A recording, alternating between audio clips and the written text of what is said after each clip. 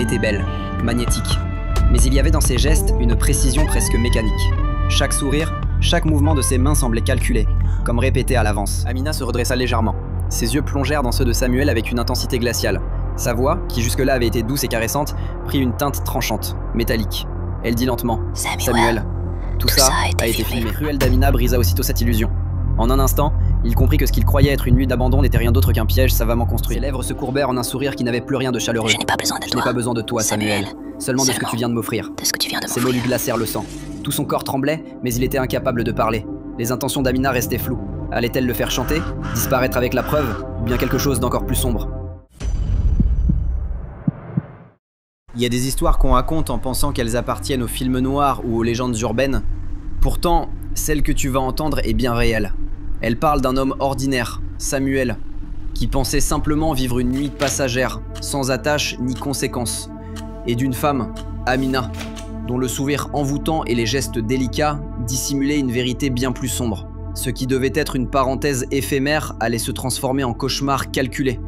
Un piège si bien ficelé que Samuel ne pourrait jamais l'oublier. Samuel avait rencontré Amina dans un bar discret, éclairé par des lumières tamisées qui donnaient à chaque visage une aura mystérieuse. Elle portait une robe rouge éclatante qui contrastait avec l'atmosphère feutrée de la salle. Ses yeux noirs, perçants, semblaient briller d'un éclat que Samuel n'avait jamais vu auparavant. Il était fatigué de ses journées ternes, avide de nouveautés, et ce regard lui sembla être une échappatoire. Amina souriait avec une douceur calculée, comme si elle savait exactement ce qu'il voulait entendre. Ce n'était pas une rencontre banale, mais Samuel, lui, l'ignorait encore. Ils quittèrent ensemble le bar, et Amina guida Samuel vers une chambre discrète, presque cachée, comme si elle connaissait déjà ce chemin par cœur. L'endroit était simple mais soigneusement choisi, pas trop luxueux, mais assez confortable pour inspirer confiance.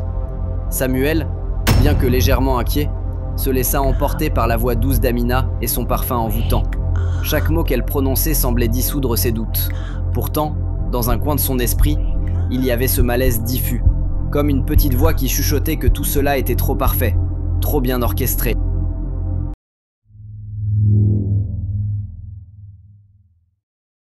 Allongé sur le lit, Samuel observa Amina comme on contemple un mystère. Elle était belle, magnétique, mais il y avait dans ses gestes une précision presque mécanique. Chaque sourire, chaque mouvement de ses mains semblait calculé, comme répété à l'avance.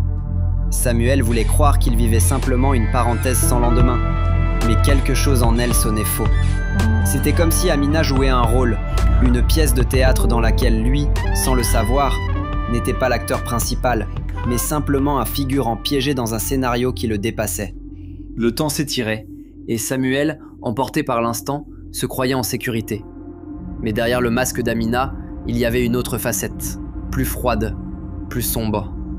Elle ne se laissait jamais totalement aller, gardant toujours ce calme étrange, presque surnaturel. Samuel, aveuglé par le désir et l'illusion, ne voyait pas que chaque seconde le rapprochait d'une vérité effroyable. Amina, elle, semblait attendre, comme un chasseur qui guette sa proie, parfaitement patiente, sûre que le moment propice finirait par arriver. Et ce moment approchait à grands pas.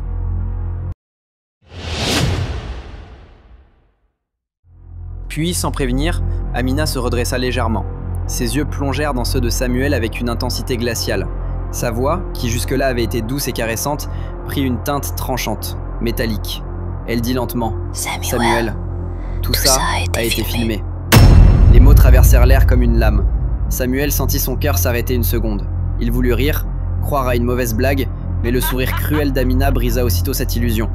En un instant, il comprit que ce qu'il croyait être une nuit d'abandon n'était rien d'autre qu'un piège savamment construit. Le silence se fit lourd, presque suffocant. Samuel chercha ses mots, mais aucun son ne sortit de sa bouche.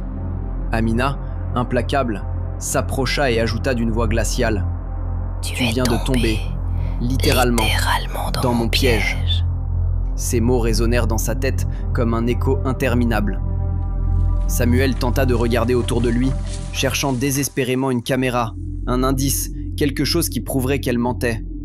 Mais l'assurance dans ses yeux, la confiance qu'elle dégageait, tout confirmait qu'elle disait la vérité. Samuel était coincé, prise au piège comme un animal sans issue. Pris de panique, Samuel tenta de se lever, mais Amina posa sa main sur sa poitrine pour l'arrêter. Ce geste, simple et doux en apparence, avait pourtant la force d'un ordre. Samuel se figea. Ce n'était plus la femme séduisante qui l'avait attiré quelques heures plus tôt, mais une prédatrice sûre d'elle, contrôlant la situation de bout en bout. Il réalisa, avec effroi, qu'il n'avait jamais eu le moindre contrôle. Chaque sourire, chaque caresse, chaque mot, tout avait été calculé. Il était piégé depuis le premier regard échangé dans ce bar. Amina se leva lentement, ajusta sa robe avec une lenteur volontaire et le fixa une dernière fois. Ses lèvres se courbèrent en un sourire qui n'avait plus rien de chaleureux. Je n'ai pas besoin de toi. Je n'ai pas besoin de toi, Samuel. Seulement de ce que tu viens de m'offrir. De ce que tu viens de m'offrir. Ces mots lui glacèrent le sang. Tout son corps tremblait, mais il était incapable de parler. Les intentions d'Amina restaient floues. Allait-elle le faire chanter, disparaître avec la preuve, ou bien quelque chose d'encore plus sombre? Dans cette pièce, l'air lui-même semblait peser comme une condamnation.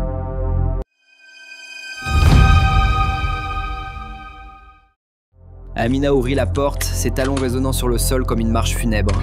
Elle ne se retourna pas. Elle n'avait pas besoin de le faire. Samuel, allongé, fixait le plafond, les yeux vides. Il venait de tout perdre, son calme, sa confiance et peut-être bientôt sa réputation. Cette nuit, qui devait être un simple moment de plaisir, allait marquer un tournant irréversible. Car ce soir-là, Samuel n'avait pas rencontré une femme. Il avait croisé la route de son pire cauchemar, une ombre capable de transformer sa vie en enfer. Et toi, dis-moi, qu'aurais-tu fait à la place de Samuel? Tu crois vraiment que tu aurais vu venir le piège? Ou est-ce que toi aussi tu te serais laissé guider par un sourire, une voix, un parfum, jusqu'à perdre tout contrôle? Si tu veux d'autres histoires sombres, mystérieuses et pleines de leçons cachées, abonne-toi dès maintenant. Parce que crois-moi, ce que tu viens d'entendre n'est que le début.